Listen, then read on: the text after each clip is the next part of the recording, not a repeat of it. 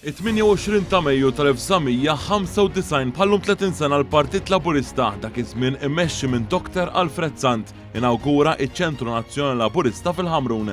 Din kienet kisba sinifikanti fl-istorja tal-Partit Laburista e kif mexxa l-ħidma prinċipali tiegħu mill-Maċina fl-Isla belt meqjusa bħala fortizza tal-Partit Laburista għal post ċentralizzat fil-Ħamrun minflok dak li kien ir-Radio City. Fl-ewwel nofs tad-disajnijiet it-tmexxija Laburista taħt Alfred Sant u d-deputati mexxija tiegħu il-Presidenti Emeriti George Vella u George Abela iddeċidiet li tmexxi proċess ta' modernizzar fil-mod kif kien operat sa dak iż-żmien, inkluż bdera ġurnata.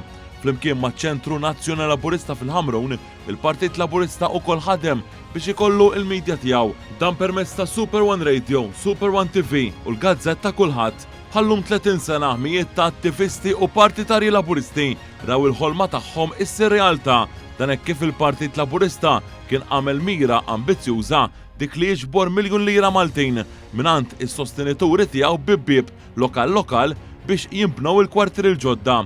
Bil-ftit mingħand il-ħafna, id-donazzjonijiet inġabru b'ħidma kostanti fosthom Manuel Kuxkieri biex intlaħqet din il-mira ambizzjuża. Minn hemm il-qudiem iċ-Ċentru Nazzjonali Laburista ramijiet ta' impjegati, volontieri u attivisti li taw il-ħajja lil din il-binja, binja li waslet biex il-Partit Laburista ħareġ b'aktar ħidma favur il-ġid tal-Maltin u l-Awċin. F'dawn it-30 sena li għaddew li fih wera li il-Partit tal-Bidla u r-Riformi, il-Partit Laburista rebaħ 4 elezzjonijiet ġenerali, l-elezzjonijiet kollha tal-Parlament Ewropew u bosta elezzjonijiet tal-Kunsilli Lokali.